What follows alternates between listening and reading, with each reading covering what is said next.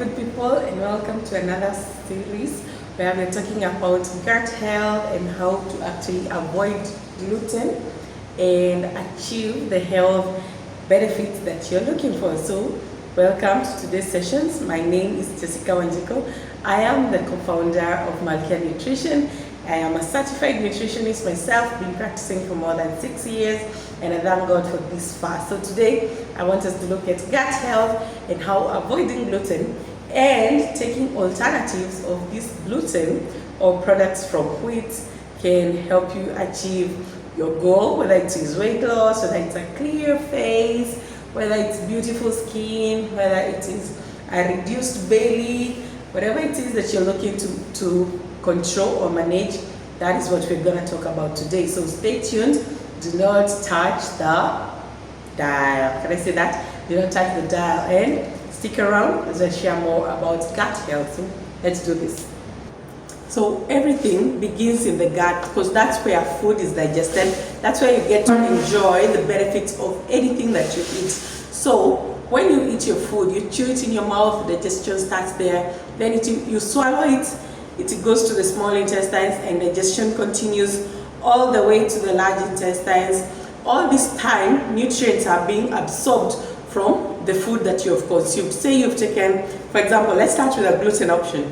You've taken some bread with tea and you applied some peanut butter on it. So as the process begins in the mouth, already some carbohydrates are being digested by amylase. Amylase is the enzyme that is found in your saliva or in your mouth. Then the food moves to your small intestines, digestion continues, more glucose is removed from the food that you just ate, and now you're able to start feeling the energy. You know, you've eaten some bread, some peanut butter and some chai, you're feeling good, your body is getting hot, you're feeling the energy because digestion has already started to take place. But the problem with such kind of a food is,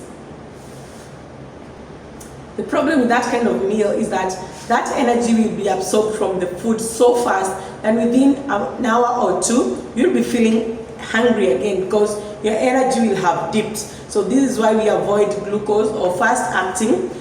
We avoid gluten because the glucose is fast acting. It is pulled from the food so fast that within a few minutes or within a very short time, your energy levels have shot up and then they have dipped, and that is what we call energy spikes. So we are trying to avoid these energy spikes by substituting gluten from our diet. So this is what I want us to think about. The gluten that you're consuming, how far, or that bread that you're consuming, how far has it gotten from being a plant like this one to what you have on your table? Before you make that bread, the wheat was grown, it was harvested, it was dried, then it was milled several times. Remember, a meal has different grades. There's grade 1, there's grade 2, there's grade 3, and so forth and so on.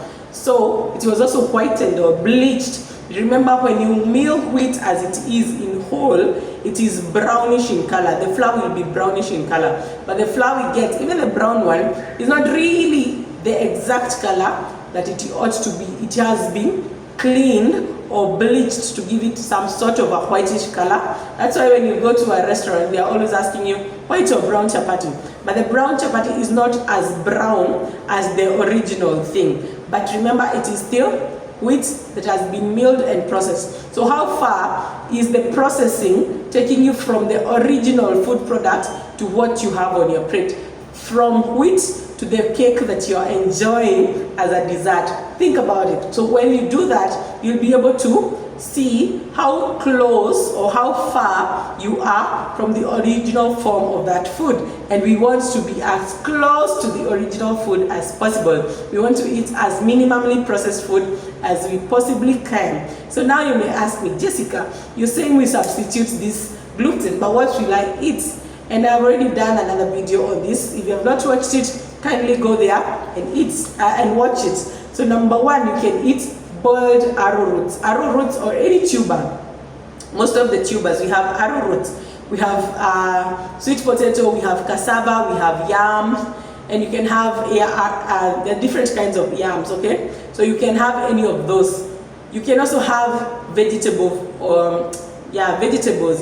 You can have something like pumpkins or green bananas or maize, green maize, corn. It has a very nice way of holding the sugar before it is released in the body. You can also have something like granola. It's made with oats. Any product that is made with oats or barley, those are the alternatives that you are trying to go to. And this is not to mean that wheat is bad. Wheat in itself, it's not bad. It's the way in which it is prepared or before it is presented to us. Most wheat products will require oil, sugar, or salt to make it tasty or savory. But think of it, how do we make chapati? How do we make mandazi? How do we make bread? How do we make cake? How do we make pancakes? How do we make crepes? How do we make something that has breadcrumbs, like chicken covered with breadcrumbs? It is covered with breadcrumbs, then put in oil. There's always oil, salt, or sugar to make a wheat product sweet, or the way people want it, the way the mass wants it. And it's not what makes you add weight. It's not the wheat itself. It's not the gluten. We don't have a very big problem with gluten. It is how that gluten or that wheat is presented. What else is accompanying it? Is it oil or fat? Is it sugar or is it salt? Or that combination is not very good. That is what makes you add weight. It's not carbohydrates, my friend. It's the oil or the fat and the sugar that comes with that wheat product or that gluten product. Because once sugar is in excess in your body, it will be stored.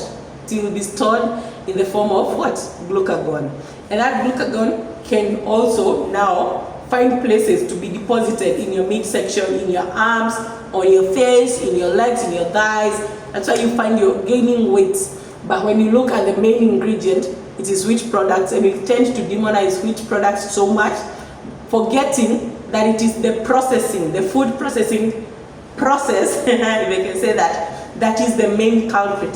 So look at how is the gluten you're eating, how has it been prepared? If it is in the most raw form, well and good. My mom knows how to make such chapati, and they're very nice. We call them mokodi.